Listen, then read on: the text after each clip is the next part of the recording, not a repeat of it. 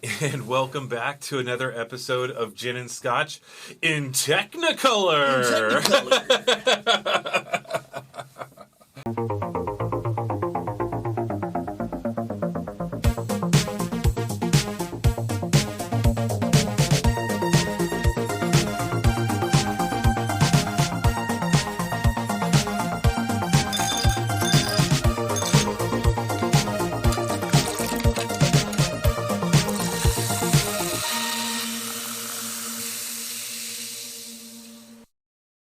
Fantastic. Cheers. Cheers. So today, what are you drinking there, Kyle? I'm drinking this, and it was actually pretty cheap. It's kind of an affordable, independent bottling of a regular Scotch that I usually get called Aberlour. Okay. But Aberlour is usually only available in like 10, 12, 15 year. This is a 7-year Aberlour.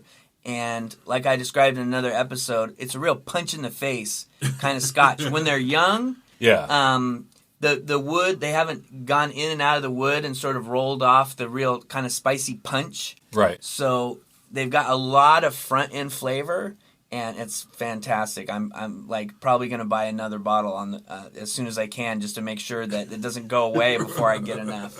Right. Hold on to that thought right now, because I just realized I still got like half the curtains open, and I can hear the echo. Okay. 1 second. As we do we got to do the red light. You don't have to put on the red light. Those days are over. And that's what you do. Like when we play Morticians. By the way, have you seen this? Wow, the Take a handle. look. Wow, it looks great. Mama. I thought you meant like I would like mumble under my breath, but you're like, no, you're full on singing while other people are trying to talk. Yeah. No, so This looks great. yeah. It's really cool. So yeah, no, it's like you and Bill. Let's be honest. We all do it. Right. We all do it. Like, so it's. What did Mary? Mary called it word association. Right. Okay, so someone says a word and it triggers a musical response. Right. And so we're all doing it, but you and Bill do it the most. So of course, like I'm singling you guys out. Right. Right. George does it. Mike does it. Right. I do it. Yeah. So it's funny. It's like it might be what you get when you buy me at the store. Like you take me home and you're like, well, that's just going to come with this. Is it a bug or a feature? Oh no, it's a feature. It's a feature. It's a feature. Yeah, I don't know if you can get a no pickles version of this. No pickles. What's that a reference? Comes with pickles. Oh, comes whether you want them or not. Whether you want them or not. All right. So I didn't even write. Yeah, I did. I did write it. Okay, so we're doing Agent Orange. Yeah. Living in Darkness. Living in Darkness, and then I'm doing Painkiller, Buried Soul. Yeah. Is it Buried Soul or Buried Secrets? Buried Secrets. It is Buried Secrets. Yeah. I've got it listed as Buried Souls. Okay. So here's how I'd like to do it. You emailed me and you said, listen to this with an open mind. Yeah. And I took that to heart. And try to pull something that you like out of it, even though it's way beyond like what you would normally pick for yourself to listen to. Okay. All right. So how would you like to do this? Well, I want to talk about the background of how I came across it.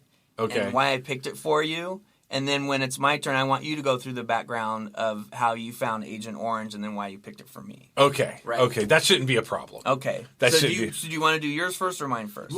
We'll do Painkiller, Buried Soul first. Okay. Buried Secrets. Okay. First. And how did you come across Painkiller? So one of my favorite bands is Mr. Bungle. Right. And we got into Mr. Bungle on the fourth demo, which is called OU818. And we got it off cassette, and the way it was recorded a little too fast, like it was dubbed on a tape machine that wasn't quite working right. Okay. And and fell in love with it, and then the lead singer of that band joined Faith No More and got huge, so then he got a record deal for Mr. Bungle, and they went in and made a studio album, and they got this saxophone player who's this avant-garde jazz and classical composer named John Zorn to play the saxophone parts on the album, even though they had their own saxophone player. And John Zorn plays this experimental music that's super crazy, but if you listen to the progression of classical music from the 1700s to the 1800s, and I know I'm using classical as an overarching, there's the Romantic period and everything like that, but when you start to get into the 30s and the 40s and the 50s, classical music takes a serious left turn and starts to get into all these weird things, and that's the school that John Zorn comes from, to where let's just see how weird we can get. So after John Zorn did the Mr. Bungle album, he did this collaboration, and it's essentially free jazz and heavy like death metal together. Okay. And I was like, I want to give you John Zorn, and I didn't know which one to give you, and I was like, this sounds like a fucking nightmare. Let me see what he can do with it. Okay. So you said open mind. Right. I've been working all day editing and audio and everything. Yeah. So like I have to admit, when I took these notes, I was pretty fried from doing editing all day. Okay. But I was like, I'm gonna you know what? I'm gonna be an open mind about this. So I read his Wikipedia page first. Okay, right, and which I Didn't go to the deep dive. I had nothing about his fucking childhood, nothing about like what he's known for. But the first couple of paragraphs of who he is and why he's important to the world, Right. as a musical artist. Yeah, great, You know. perfect. Known for this, avant-garde. I'm Right. like, okay, cool. He's gonna be weird. Yeah, He's gonna be weird. So expect him to be weird. yeah. Okay. So I turned all the lights off. Uh-huh. So I'm focused on listening. Oh, right, great. Okay, I'm focused on listening. Turned all the lights off, and I press play, and I'm taking notes. I took notes. It's a 30-minute album, Yeah. 10 songs. Right. Some songs are only like 30 seconds long. Yeah, there's one's like 32 seconds or something. And some songs are like 6 minutes, 7 minutes long. Yeah. Right. You got to open it up a little bit. So this was kind of like my eyes were shut, and I started listening to it. This is song 1. It's a Tortured Soul. Mm-hmm.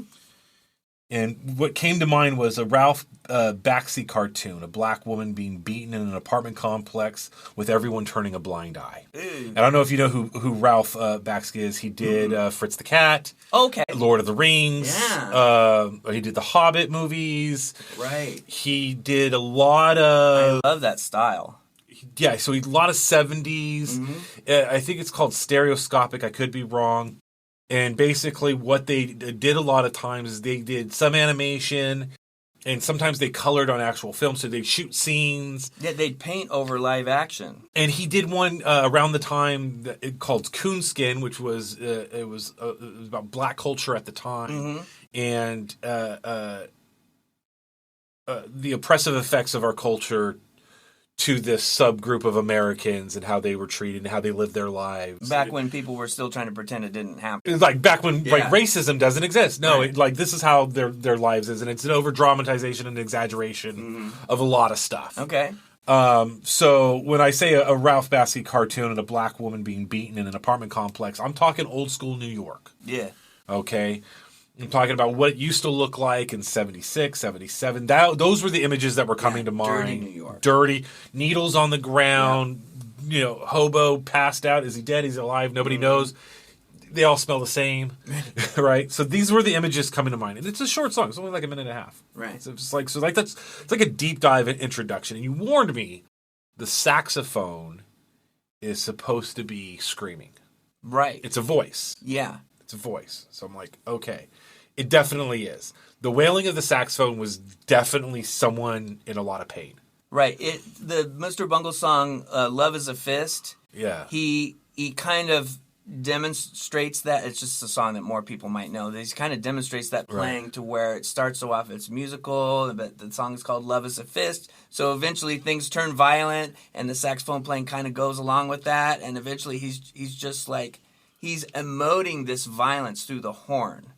And this album that you listen to is kind of an extension of that. And I think where it's mostly that. I think maybe he was inspired by that to create something more in that genre. I didn't go back and look at Mr. Bungle. Uh-huh. I just stuck to this. No, I like keeping it. I only This is your whole exposure to John Zorn. Yeah, and I only listened to this once. I didn't go back and play this over and over and over again. Right. No, I played it a couple times just so I could make sure that I could keep up. Okay. The second track is One-Eyed Pessary. Pessary. Pessary? I don't know. Probably some kind of New York thing. The screaming saxophone is better than Meshuggah. Well, I'm glad we can improve on your experience. The songs are telling a very violent city story. Mm-hmm. So this is from the get-go early on. You can tell that there are themes that are being played, and there's imagery that they're trying to construct with their sound. Mm-hmm. Track 3 is Trailmaker. What was the point of this track? It's one of the shorter ones. Uh-huh. It's offensive right out of the gate. Right. Ear bleeding, and then he moves on. Yeah. So he did not even enough time to tell a story. Kind of like, here's some noise, we're moving on now. Mm-hmm. 4, Black Hole Dub. What I expected from modern jazz, where sounds express more of emotion than a story, from one mood shift to the other. Right. So free jazz was this genre of jazz that came sort of out of the John Coltrane, his later experimental stuff. Right. To where on this podcast we listened to Blue Train, which is like his most melodic stuff that was like really accessible. And later on he starts getting into these things where he's like playing these meditations, and one of his contemporaries, Pharoah Sanders, takes it a little bit farther, and then Ornette Coleman and Don Cherry get into where whatever sound they make with their horn is fine. None of the songs are written down, so there's a drummer, a bass player, a piano player, and 2 horn players. None of them have written anything, and they all start playing at the same time. And whatever comes out, that's free jazz. Okay. So I think that this band is doing some of that. Some of it might be prearranged, but I get the impression that they went in there, and however long it took them to express that feeling in that moment, that's how long the song was. Right. So maybe this 30-second one, and maybe John pulls away from the mic and just goes, let's try something else. Yeah, so number 4 is the Black Hole Dub, and yeah, it's just emotion. And it's just going from one emotion to another. There's no real story. So it's almost crazy. It's almost schizophrenic. Now I'm angry, now I'm happy, now I'm sad, now I'm happy. It's like, whoa. Yeah, it was really just kind of all over the place. And I was like, oh, okay. Buried Secrets, it's the title track, right? Mm-hmm. Title track feels like the opening to a thriller or a science fiction. The screaming guitar is a nice change from the sax. The heaviness of the space is ever present. It has a nice journey. So far, the only song on the entire album. Right. So far, the only song on the entire album. Not just a soundscape, an actual song. It's an actual song. Yeah, I went on a journey. There's a story there. Right. It was horror. It was science fiction. What constantly came to mind was the catchphrase, "In space, nobody can hear you scream." I felt like there was like an aliens feeling to it. Yeah. There was a stress to listening. Like something was building up. It never got there. Something was constantly building up throughout the song, but it never got there. Yeah. Number 6 is The Ladder. Circus clowns when they are allowed in the main event ring is the imagery I had in my head. Great. Fucking clowns being clowns. It's a tough album to listen to because these musicians are experimenting with the sounds, they're experimenting with the composition. Like anything that gets recorded, that's the composition. It's not like they wrote this out and was like, I'm going to play A flat right here. No. So I knew that it was it's a tough listen, and if anyone goes on YouTube and listens to this record, they're going to be like, what the fuck is this? Right? Like, why did these musicians even do this? And I picked it because I wanted to pick something provocative. Like, so we've gone through different cycles to where it was like we tried Meshuggah and we tried John Coltrane and right. Like so I'm trying to go at different angles of metal and jazz, and I felt like This one was sort of death metal and free jazz, which I thought was a really kind of crazy combination to throw at somebody. Okay. So yeah, I just wanted to see what would happen. Okay. The end of Buried Secrets. I missed this note. Commercial on Spotify sucks. When listening to an album, right? Because I'm in this headspace, and then there's a 4-minute commercial on whatever they were selling at the time. I don't even remember. I just remember it interrupted what I was doing. Right. So now you hate that brand, even though that was the opposite effect they were trying to get. Right. But I mean, you ruined my record. But look, I don't have $30 to buy this album. Right. Nor do I want to spend $30 to buy it. I wouldn't buy it. So, and everyone deserves to get paid. So, right. You know, sure. the commercial, right? They get their 10th of a cent or whatever. They get whatever it is. Executioner, number 7, track 7, Executioner. Feels like how bad art is expressed by the artists when they create a shit. The song's not bad, just that it's what I see when I hear it. And what I mean by that is, obviously this is more emotion than story. Yeah. And it felt like the emotion it was conveying in that song was, I don't know how many art shows you've actually gone to where you've got to talk to the artists. I've been to a few. A few of them. Not that many, but a few. I've been very fortunate to know artists my entire life. Mm-hmm. And even bad artists are good with the right personality. Mm-hmm. Right? Like, they're putting in this effort and they're great people. And so, like, you're supportive because they're just wonderful people. Yeah. Right? But some people are shitty. They're both shitty people and they're shitty artists. Right?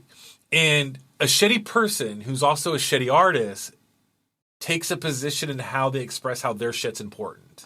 Right? Now, this is important because, oh, wait, there we hit that.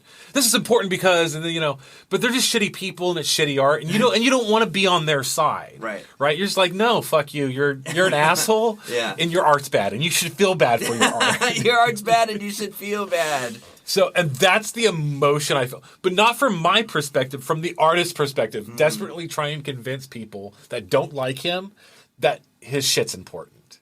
Well, I kind of get that sometimes. One example of what you talked about is this art gallery I used to hang out at on 24th Street in San Francisco, 24th and Treat. And this is a reoccurring theme. Right, the art gallery, right. So one of the shows, and it might have been the one with Shopping Cart Demolition Derby. Yeah. It was this folk artist that was a punk rock guy, and all he made was plywood chainsaws. So he would make them in all different sizes, and he would only paint them in these one colors, and he just had like hundreds of them. And we just put them up everywhere, and everyone could buy like a $20 plywood chainsaw, and it was very stylized, but it was definitely somebody that was just obsessed with making this one thing. Right. So he was like the third artist in this like gallery event that we had, and like you kind of wanted to root for him to like break out and be like super famous and be like, this guy, I just make plywood chainsaws. I just do this. and he had a great attitude, and the art was fun, and I could see having one like in the garage next to a workbench or something. Right. But I don't typically buy art for that space. Right. But yeah, it was interesting to see that many of those. Like, it was easily 100 of them. Right. Like, it took a whole pickup to bring them all in, right? Right. And I don't know if he was from the city or from, like, Concord or Pleasanton or something like that. He had to come in for the gallery show. Right. And, right. So I see what you mean about wanting to connect the artist's personality with the art, and you want them both to be like good, but sometimes they're not. Sometimes they're just the artist is a fucking asshole and their art looks like shit, but and they're like, this is important. Exactly. Yeah. And which moves on to number 8. Black Chamber. Classic jazz intro that is fun and exciting, and by now I'm ready to take the journey with the band. Number 9, Skinned. No notes. I have no idea why I have no notes for number 9, Skin. It's probably one of the shorter ones. I think there was one on there for like 15 seconds. Okay. It's literally 15 seconds of... It's like... Fuck. Yeah. Okay. Pretty wild. And the last track, 10, The Toll. The entire album is various forms of violence, from domestic poverty-driven pain to planned, deliberate pain. Part of the album is preparation of what's to come. Some is the perpetrator. Some is the perpetrator of the violence, excited by the act. 10 is the finale to all of this, an audible struggle for justice. The 5-minute mark, I hear a guitar that sounds familiar and wonder if it's the chords of Borrowed by Nine Inch Nails, Tool. So in the middle of the song, I definitely heard a guitar riff that I'm pretty sure I've heard that from either Nine Inch Nails or Tool. I couldn't remember which band. And it's possible that these guys are from those bands. Like, I didn't look at who was in the band, but I think they're industry guys. Right. And I couldn't think of it, and then I moved on, and then it was like back to the screaming. Mm-hmm. Right? And so what I meant by, like, what I was, how I interpret, 10 is like, the perpetrator who's planning to hurt somebody. And some of the journey, it's like this whole album feels like a psychopath. It feels feels like a very angry person. It's very gritty. It's who very provocative. Who wants to hurt people. It's incredibly violent.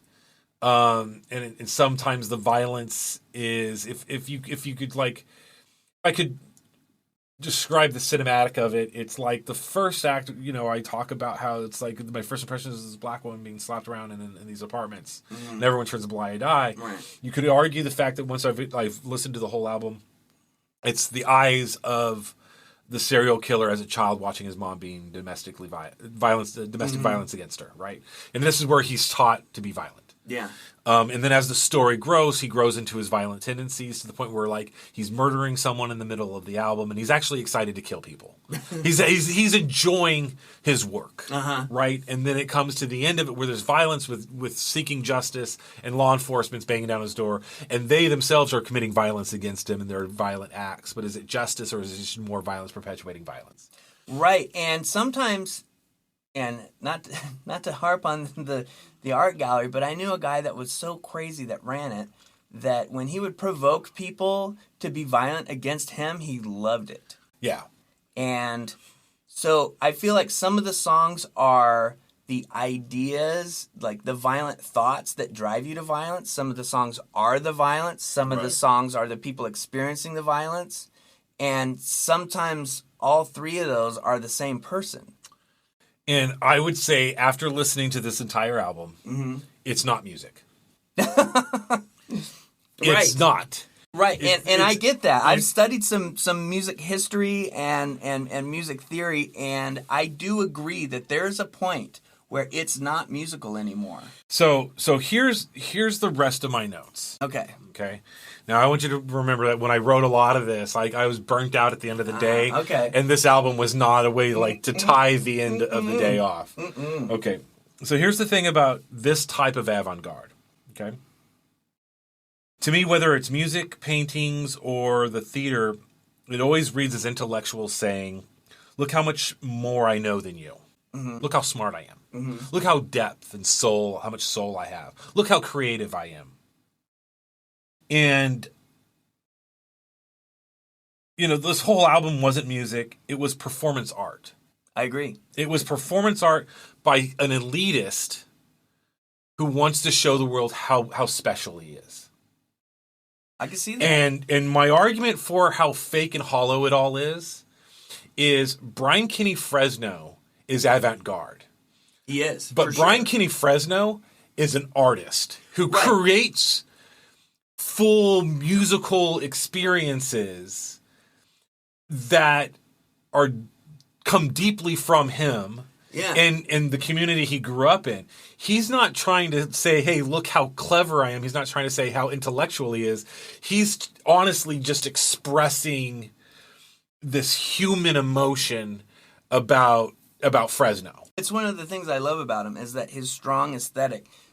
And why I don't tell people, don't go watch him on YouTube. Wait until you can see him live, because that's how I experienced him the first time. Right. And that's what really got me turned on to him, is that going to a Brian Kenny Fresno show is more than just hearing the music. You have to watch him do it.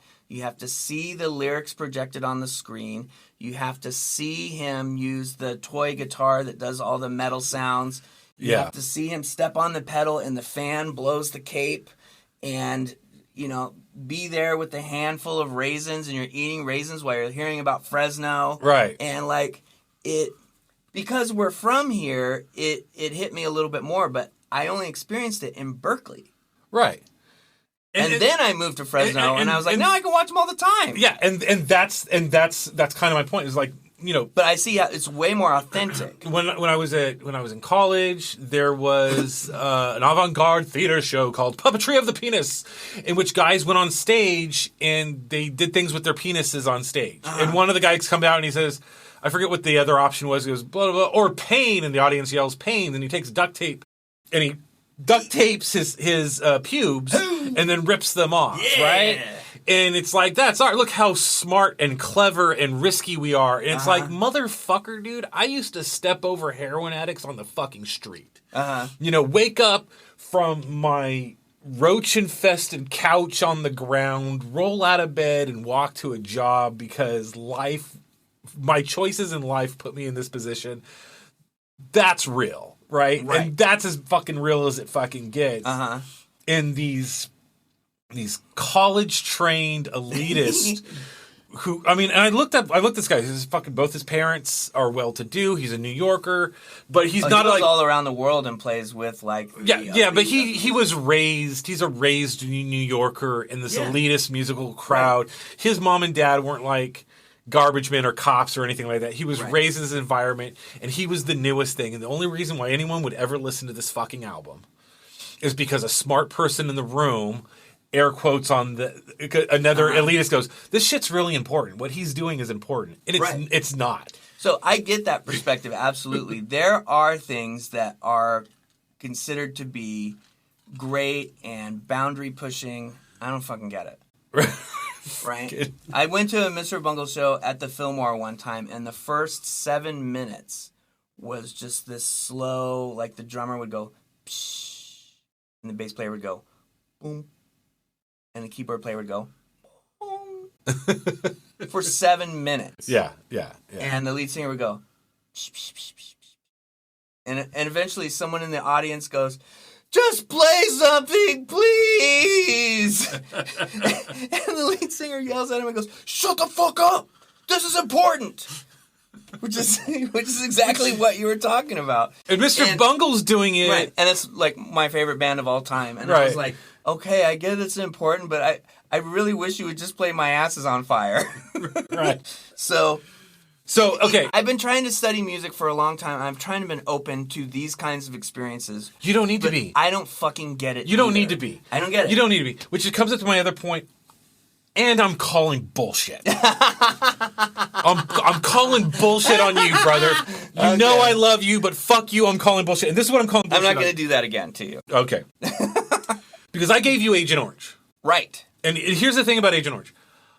I listen to it while I do the dishes. Yeah. And work in the garage. Right. Or putt around So this is one of your go-to albums. Agent Orange is one of those bands, and you wanted to talk about where I came from and everything. I learned about Agent Orange on the fucking streets, skateboarding, passing around CDs and tapes with friends, and someone like rolling up, go, you got to hear this. This is Agent Orange. And these guys were out. Agent Orange, the album I gave you was 81. I was 2 years old when that album dropped. You know? So by the time I'm 18, it's 1920 years. That's a 1920 year old. This is from 81? It's from 81. I would have thought 94, 95. No. It's super progressive. Yeah, that's 81. Wow. 81. And so like the thing about Agent Orange, holy shit, is that the music that I'm sharing with you is stuff I love. And I listen to over and over and over and over again. I pledge to do that from now on. Okay. So, and like, the thing is, like, when I thought we were doing this, like, oh yeah, you're into heavy metal jazz. I thought, as Mary articulated last night, you were going to show me beautiful art that I'd never seen before. Not these high concept structure pieces. So I'll go back to the first episode that we... Like, John Coltrane really blew my... Because I never heard any jazz before. So I'll go back to our first episode that was like our experimental one. That's we don't save. Because That Pat Metheny record, Yeah. I do listen to all the time. Okay. And I love it. Okay. And I suggested this album because it was sort of there, but it wasn't one that I listened to all the time. Okay. So that's where I missed the mark. And the Pat Metheny album, I've listened to hundreds of times and do work in the garage and do the dishes to that record. Because I wrote here, there is no way you fucking worked on the Corvette listening to this album. No, I didn't. There's no way you listen to this album. And I see any more than to study it. And right. And music, whether complicated and smart, like really good jazz, or simple, like a two-piece teenage garage band, is supposed to be felt and enjoyed, not studied simply because it's interesting. There is no replay in this music. It's sound you pick up to add another quiver to your bow. And this is where why I think this album does have some importance to it. Mm-hmm. You're a jazz musician. You make music. You are working on an album. Even though this album is shit, you learned something from it. Well, but I learned stuff from you too. And just you saying that, I just thought of the next album that I want you to listen to. Yeah. Which I have listened to hundreds of times and had a bad cassette copy of because that's all I could get. and it's great. So I know which one is the next one's going to be. And it falls into that category to where it is beautiful art, and I have listened to it 1,000 times. And then the last line, my last burn, is, and if music is only a job to you now, I am thankful I never learned how to play. I'm happy that it's still fun and a mystery to me. Right. And it still brings so much joy to my life. Right. And that sentence actually has something more to do with when I was younger, as a little kid, I liked magic and I wanted to learn how to do magic. And I got a how to learn how to do magic trick, stupid stuff like opening up a dollar bill and like the paper clips wrap around like a rubber band, or bending a spoon at a dinner table. I had a couple magic stores. Remember when there were magic stores? Right. There was one here in Fresno in over by the mall, and I had a trick from there to where it would. Yeah. When I was 12 years old, I had an opportunity to buy a magic box kit. Full-on kit. I turned it down because that was the day I realized, the day I learned how magic worked. And I have the mind for it. I have the engineering mind to study it and break things down and stuff like that. The second I learned how to do it, it wouldn't be fun for me anymore. Right. And that's actually happened to me a little bit. And I watch Penn and Teller do Fool Us. Yeah. Which I love that show, because that all came from people not being able to surprise them anymore. Right. And needing to be surprised. I like that emotion about it. And that's been happening to me musically lately, and I need to find a way to get out of it. And it's one of the reasons I started buying heavy metal albums, and just to be because I've listened to so much jazz and I've listened to so much pop music because I had to learn it to be in bands. So sometimes I have to listen to a song 50 times in a row so that I can play it just by listening to it by ear. Right. So when I get in the car, I'm like, oh yeah, let's put on more fucking music. And it's like, no, I think I'll just put on a comedy album and enjoy that, because although I can be funny, I can't tell a joke.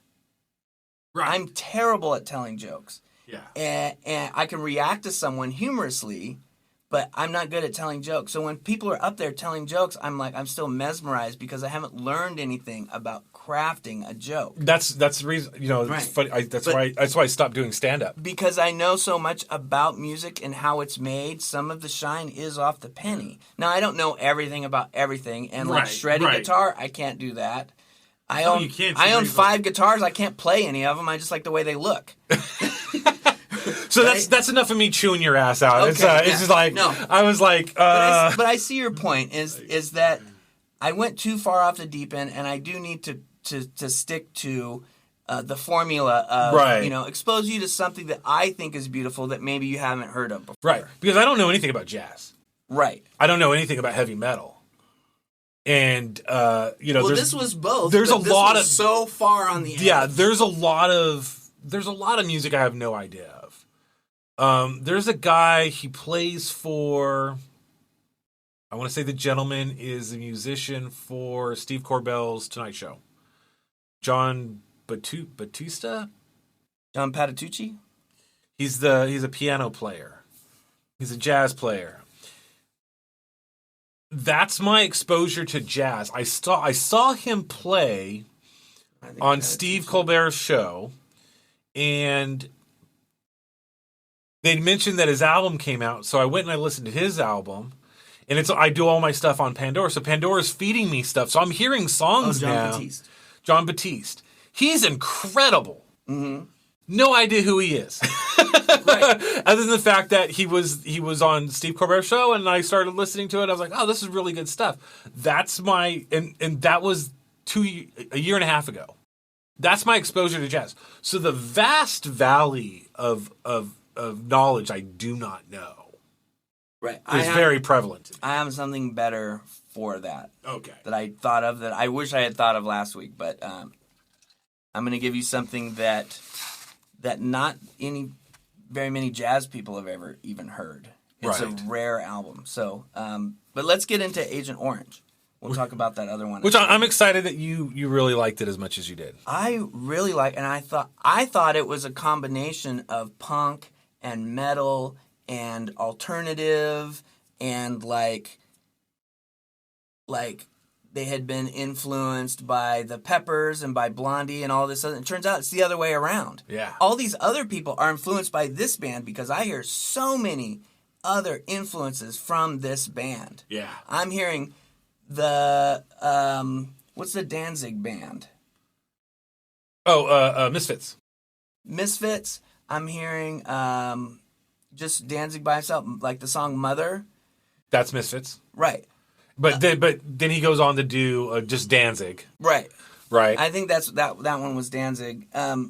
And I'm hearing all these, and you're telling me that this album came before all those other things that I thought were influences that shaped this band. So the reason why I picked this band is I didn't get to see them. They just came through the Valley. I want to say they were at Fulton 55 like 3 weeks ago.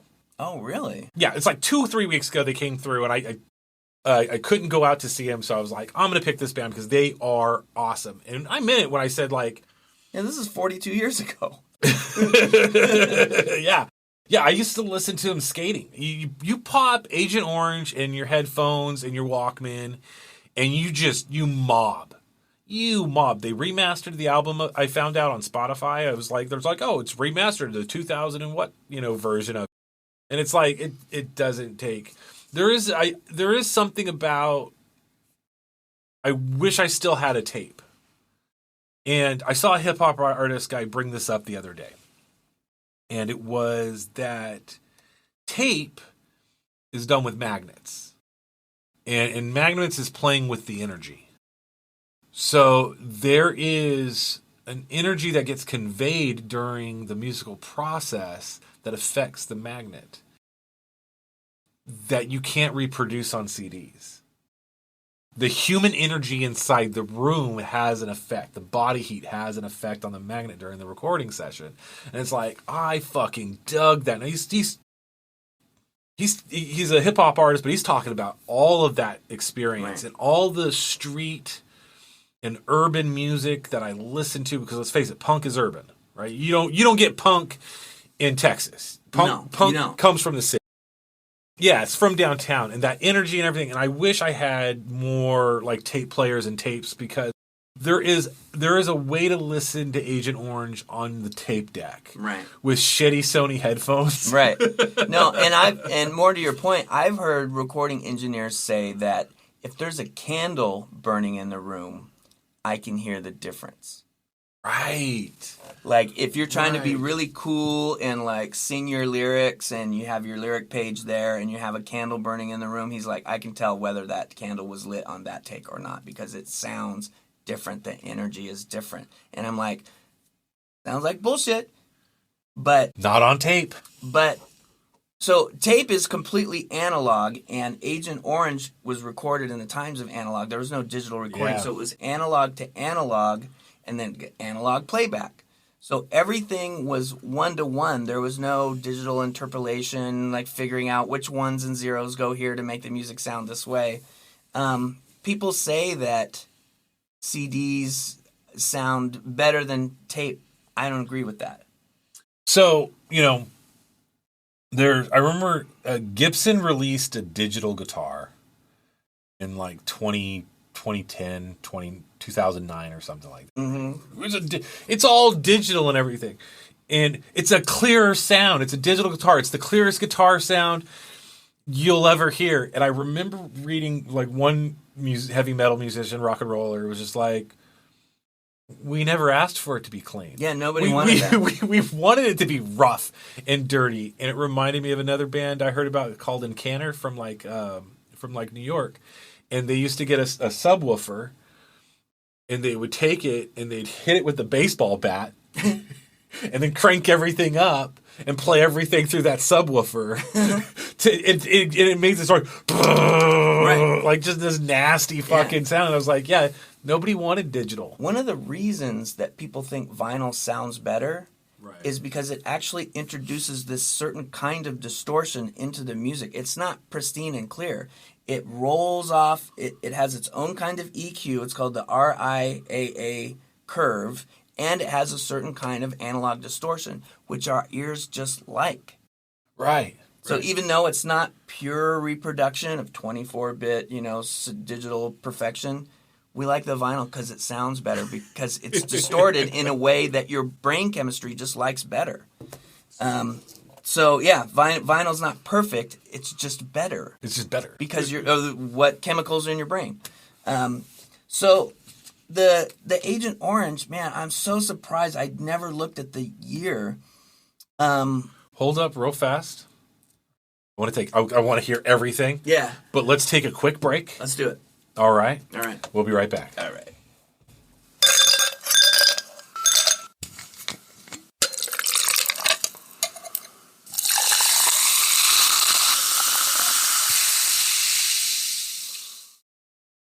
And we're back. So, we're so full of shit.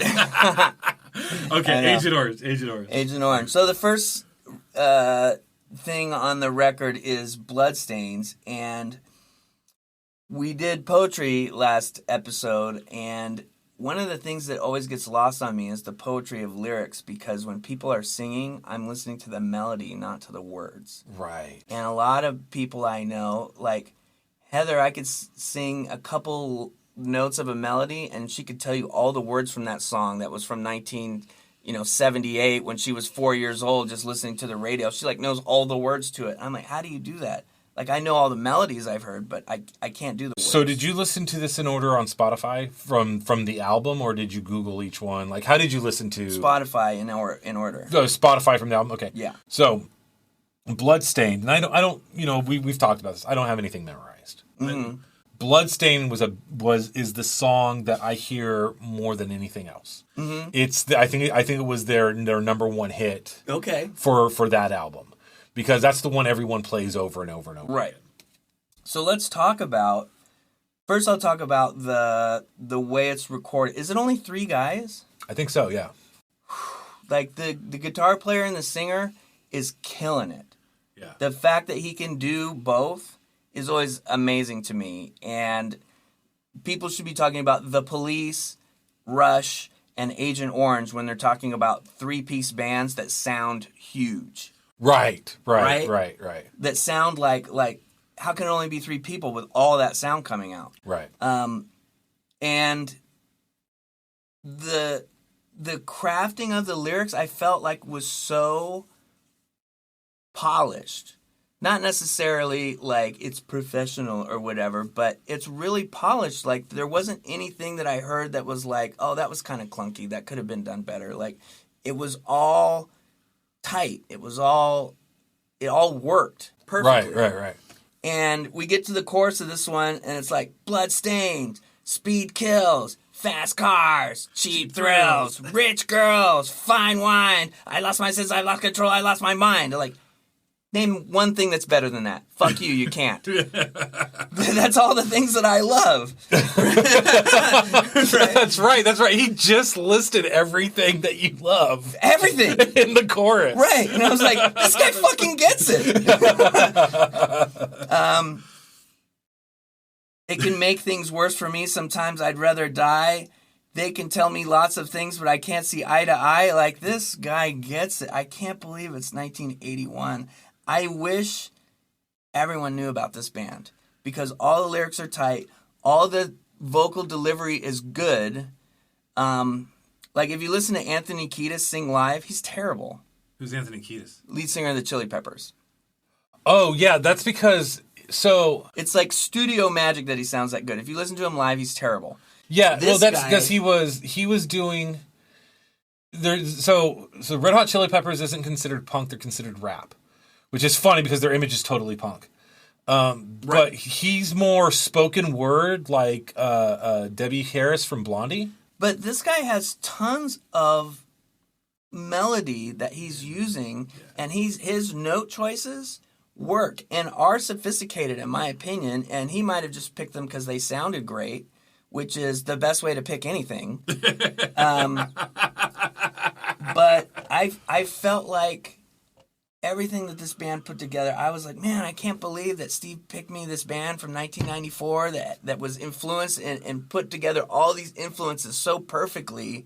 Yeah. And it's like, no, all of them got their shit from this guy. It's so when we started heading down this road, you're like, I don't like punk. I don't. This is punk. And this is the best punk album I've ever heard. But this is how I hear all punk. I don't hear it all like this at all. Like, so all the stuff that I listen to, and I'm going to be perfectly clear, I prefer American punk to British punk. I don't like British punk. Right. And why not? They're talking about their community. They're singing about their community in a voice that is reflective of their community. Yeah. And a lot, I go so far as say, I don't know if I really like a lot of New York punk. Mm-hmm. I believe Agent Orange is Southern. It sounds like an LA band. Southern California. Yeah. I really jive on Southern California punk. Right. Surfer punk as a lot of people call. Right. And I mean, Miserlou is on this album. It's a surf punk record. Yeah. It would be, right? Right. But yeah, go on. So I just feel like this tune, it makes sense, but the way it's recorded, so he has his vocal forward, he has almost no low end on his guitar. The bass doesn't have that much low end. I mean, it kind of sounds like it was recorded on a 4-track or in a cheap studio, just because that's all they could afford. But it works. Like, one of the things they thought about when they were recording the early Metallica albums is, what is it going to sound like on a boombox and in a shitty car? Like, does it work in those two places? Because that's where people are going to be playing this music. On a boombox and a shitty guitar. Or in, like, what 6x9s in the back of an old Mustang. Like, does it sound okay there? Right. Because that's where this is going to be played. And honestly, that's where I usually heard that music. Right. My buddy Roy would put in the Metallica a tape in the back of his 67 Mustang and it'd be like, check this out. I'm like, it's fucking amazing, right? Because it was designed for that. So we go into Bloodstains. Fantastic. The sound of the record is punk. It doesn't sound overproduced, and it doesn't necessarily sound underproduced. It just kind of sounds like people say, oh, this is lo-fi, this or that, and some indie bands try to do it on purpose. This doesn't sound like fabricated at all. It all feels very genuine. It's really cool. Too Young to Die is a great tune. I want to talk about Everything Turns Gray. They use this really great. So why don't we play Everything Turns Gray? Okay. Right now, because I want to edit in. I was not going to assault or insult our listeners with anything from Painkiller. Uh-huh. But if there's something there you want to share, it's not like you'll get content matched from Painkiller. You could put on a couple seconds. I'm not doing that to those people's ears. Okay. It sounds like this. But yeah, we'll go ahead and play a little bit of it. Okay.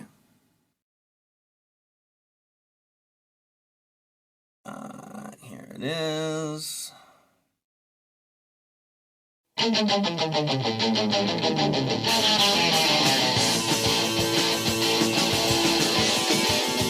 I'm hearing Priest.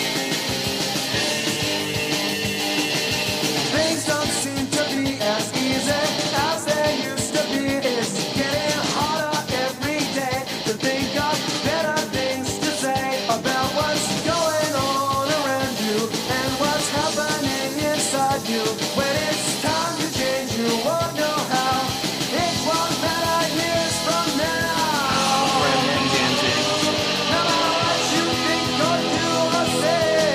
Yeah, I think Danzig's first album. So you're hearing what when you say Priest, you mean Judas Priest? Judas Priest. Okay, so you're Judas I'm Priest. hearing Judas Priest and Danzig. Judas Priest was a little bit before them, so maybe they got some Priest from it. But and Danzig's 3 years later. Right. So either they're listening to the same band, or Danzig's listening to this band. Right. And, we kind of talked about that last episode where we were talking about, like, the origins of things, and I was like, because we're talking about Rod McGowan. Yeah, San Francisco and New York at the same time. And it's like, did he go out there, hear it, and come back, or are they both byproducts of being raised reading the same type of stuff and they're a reflection on the input? Like we talked about how Nobel Prizes often two people just come up with the same amazing thing at the same time. Different countries that aren't talking to each other. Right, yeah. And they just both get the Nobel Prize. Right. And so that happen. I feel like that happens a lot in music. There's a TV show, Longmire on. Netflix. I've seen a few of those. The worst county sheriff in the history of America. Yeah. As many murders as that county has. He's really a shitty law enforcement. Like, everyone thinks they could just get away with anything. Well, there's one cop for 1 million square miles. I mean, it's easy to get away with murder. Right. Apparently. But there's an episode where they have a bunch of hip hop kids. Like, and it's Buffalo County, and it's like ambiguous whether it's Buffalo County, Wyoming, but it's Wyoming, Montana area. Right. And these got these kids and they're hip hop and they're selling drugs and they're smoking pot, and one of the ladies is like, well, I wouldn't expect to see that out here in Wyoming. And Longmire goes, what? They all they all watch the same movies. Right. And I'm wondering if this homogenization of styles, it doesn't matter where the person comes. Like, you don't have to move to LA to do surf rock. Well, not anymore. Yeah, you could create a bitchin' surf rock album in Nebraska. Right. If you were influenced by the same stuff and the output's still the same, right? Yeah, but I also feel like you can be influenced by your area, like the kind of metal that Priest is playing in London in, the mid to late 70s. Well, that's when Van Halen started, but Van Halen has that slick L.A., and David Lee Roth has that, like, used car salesman, and he's like, hey, girls, blah, blah, blah. And, you're not going to get Van Halen from fucking muddy old England. That's an L.A. band, and you're not going to get Van Halen in Nebraska, but you would get some pretty, like, Nebraskan surf exactly. rock. So one of the cool things I think about their version of Miserlou is that Miserlou is based on a song from Israel. It's a Jewish song. Oh, okay. And it uses a Jewish scale. It's like this Hebrew melody. Okay. So then Dick Dale turns it into surf music. And I don't even think Dick Dale was Jewish. I just think he liked the way it sounded and played it, and it just kind of turned into surf rock the way he played it. Right. And these guys play the punk rock version of surf rock, which makes it surf punk.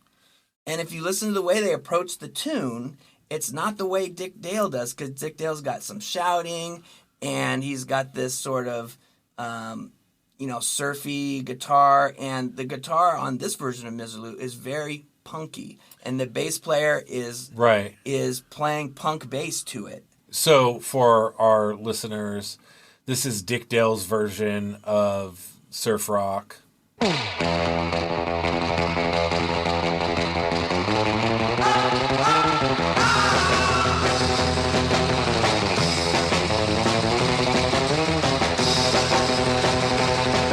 And this is Agent Orange's version of Miserlou.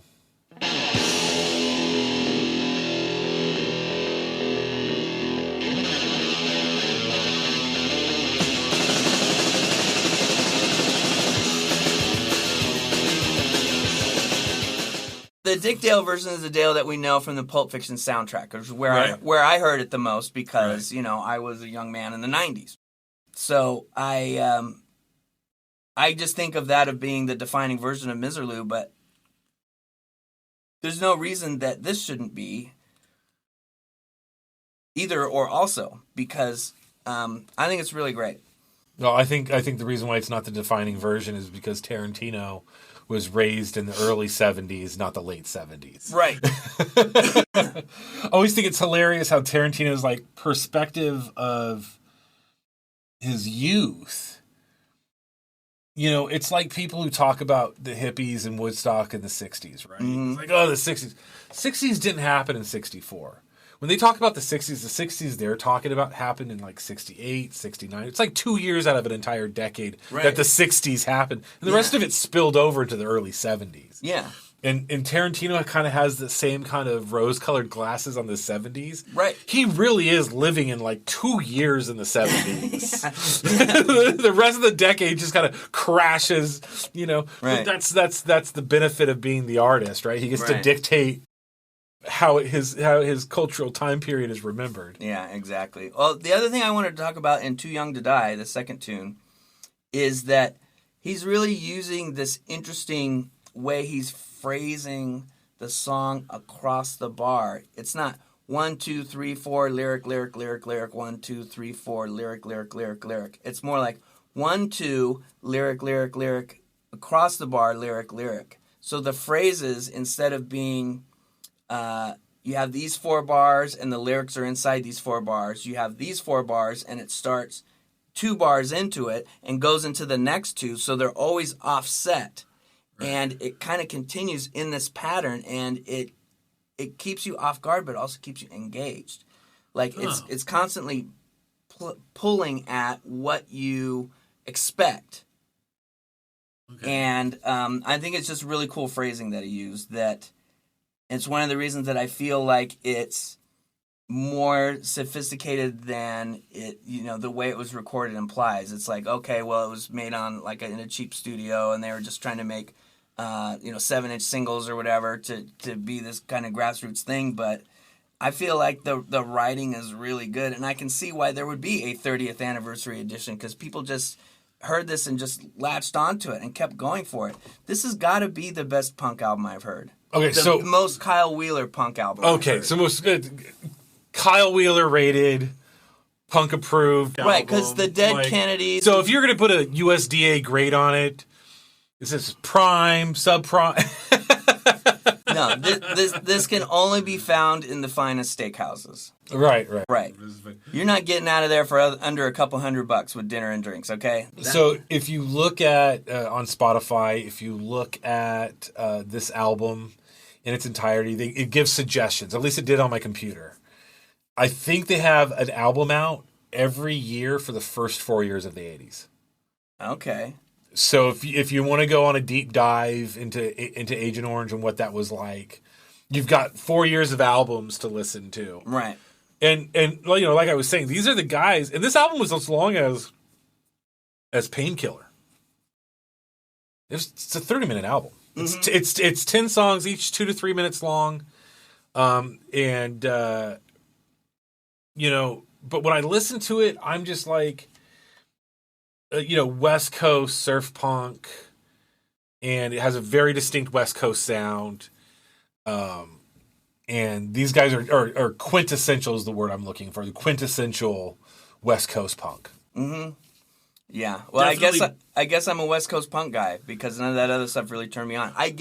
When I listen to the Dead Kennedys album that has California Uber Alice on it and has all these like classic punk anthems, I go, this is good punk, but I don't like it. Okay, but here's the thing. Dead Kennedys and Jello Biafra is Bay Area punk. Right. And all my buddies are Bay Area punk guys. Yeah, and I bet you, I have a feeling that if I introduce you to more Southern California punk. Yeah, maybe. Like Bad Religion. No. You're all, okay. It may just be this one band. Okay, because Bad Religion is one of my favorite bands of all time. Maybe I haven't heard the right Bad Religion. But Bad Religion had a reemergence when I was in high school. So there's a very hardwired, nostalgic view I look at Bad Religion through. Yeah, they had albums drop in 94 through 98 that were just like the punk rock Billboard top 10 for those summers. So it was like I'd hear those songs over and over and over. I've seen those stickers and those patches everywhere. Everyone that had a patch jacket had a Bad Religion patch on their jacket. Yeah, and my friend's got their tattooed on his leg. They're the cross with the crossed out. Yeah, all that stuff for sure. So I've been around it, I've seen it around, but I never got turned on to it. So yeah, I mean I might even listen to this recreationally. That's how much I like it. And there's only one punk album I can say that about, and this is it. All right. Well, there you go. Anyway, we're out of time. Ladies and gentlemen, thank you for listening. Kyle, any last words? Thank you, everybody. Hey, we'll see you guys next time. All right. Hey, cheers. Cheers.